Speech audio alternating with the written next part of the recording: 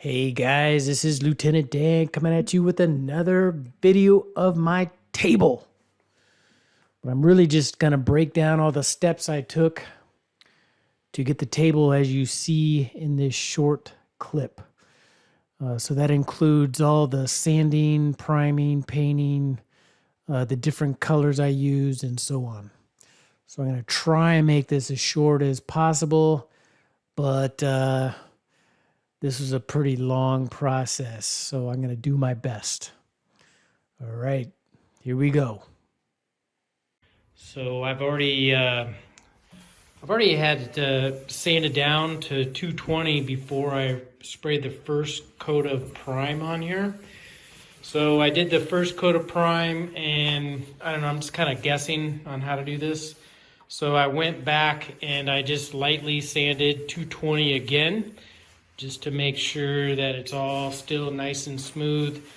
And then I really didn't, I already did all that prior, so I filled in any nicks and bumps and things like that. So anyway, now I'm going to, I've already kind of wiped it down.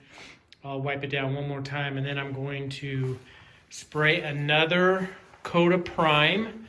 And then I guess I will do a very light sand of like 400, and then clean it all up, and then throw down the first coat of color. So I'm gonna have 3 colors on mine. I'll get into that as I accomplish each coat. There's gonna be a lot of sanding, and yes, this was painful. Every groove here. So I have a 71 on this side, and as G.I. Joe likes to do, 71 on this side. And then I had there's more over here for the tech, all the R&D tech, and then the circular things over here for the turn counter and the country turn the order. So just a lot of sanding, but I hope it'll be worth it in the end. All right, here it is. Just sprayed the second coat of prime. Looking good so far. And then after, I'm just gonna let it dry overnight.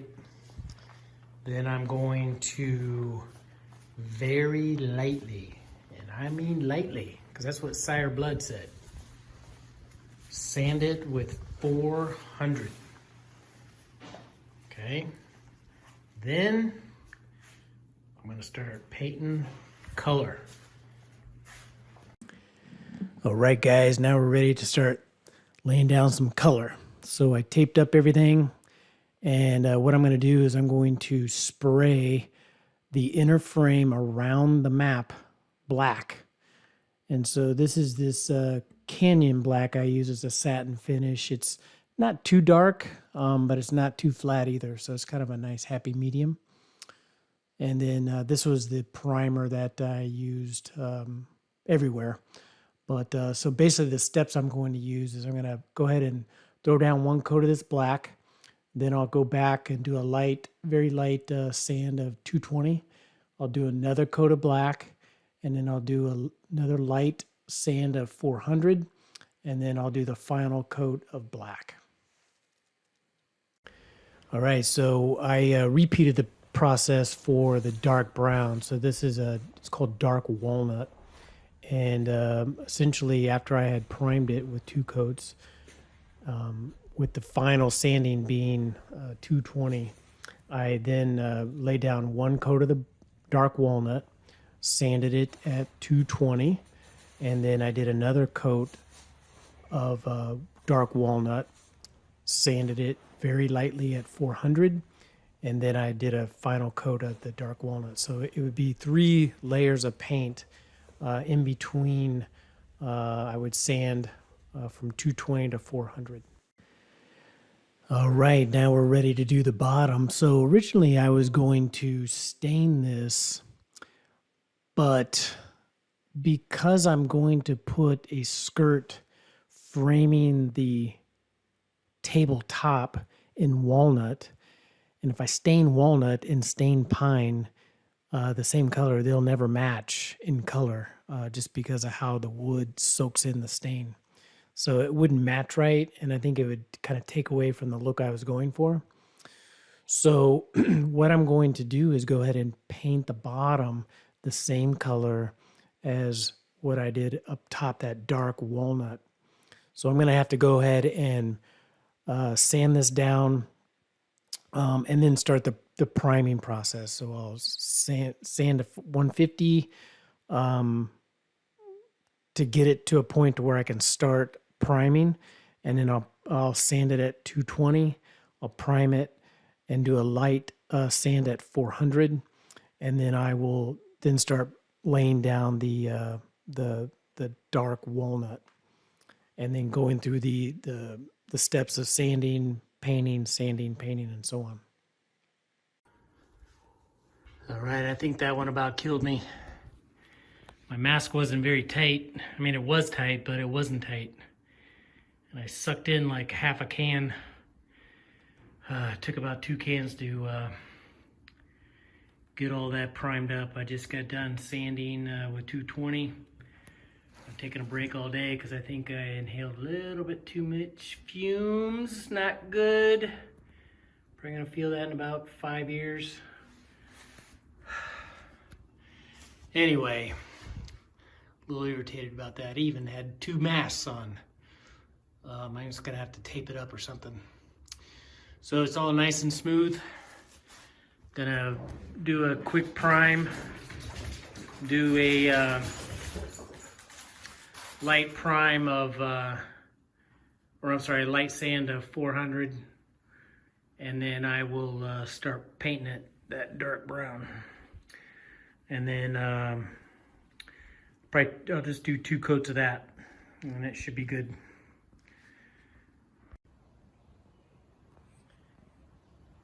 All right, here it is.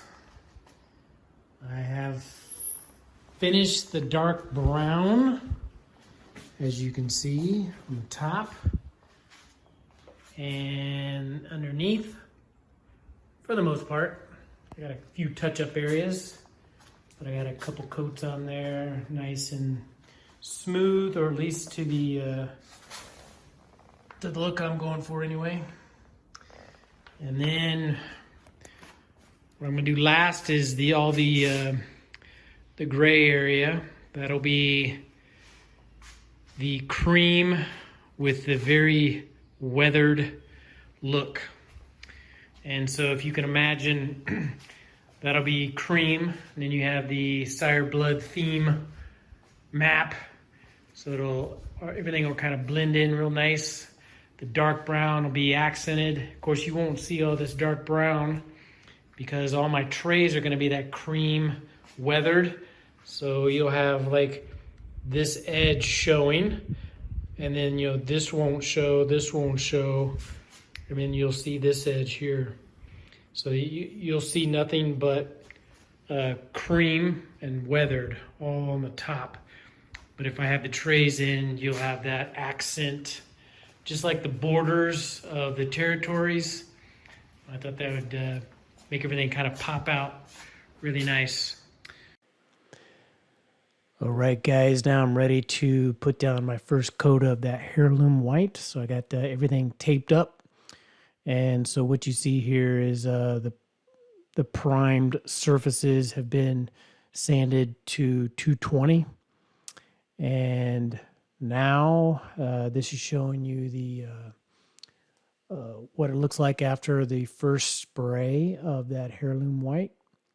So I'll go and touch every surface with a 220 and then respray. So here you see it sprayed up after that. Now what I'm going to do is touch every surface again with 400. So get it again nice and smooth to that grit.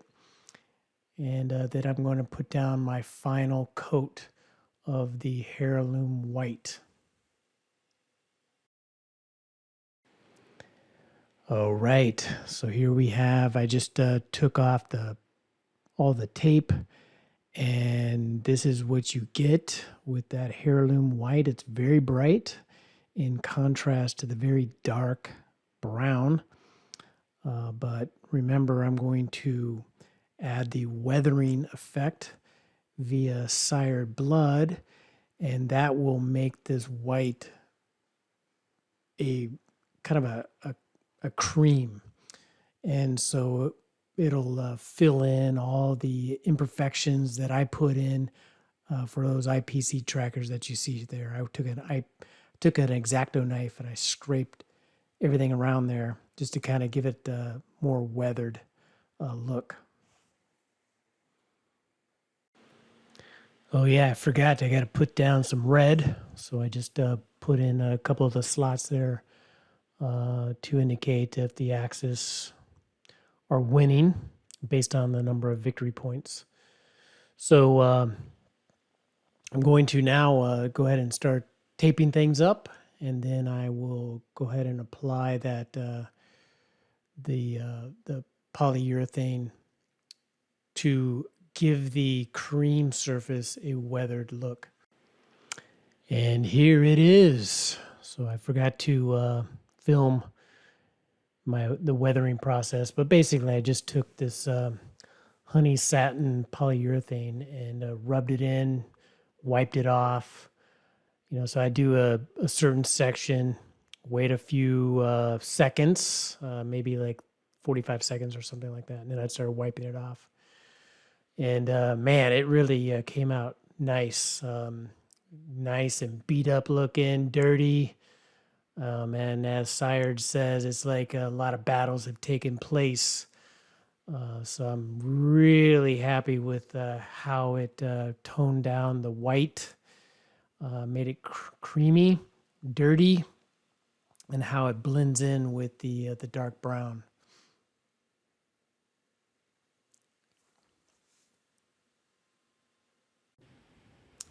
All right, so here it is. I've got the map out of storage, put the game together, and I am loving how the lighting from the LED lights illuminate the map and ties in the colors of the map, like the borders of the territories to the dark brown that I painted, and then the lighter shades of the map and how that ties in to the weathering effect of sire blood and the kind of that heirloom white, which is now cream.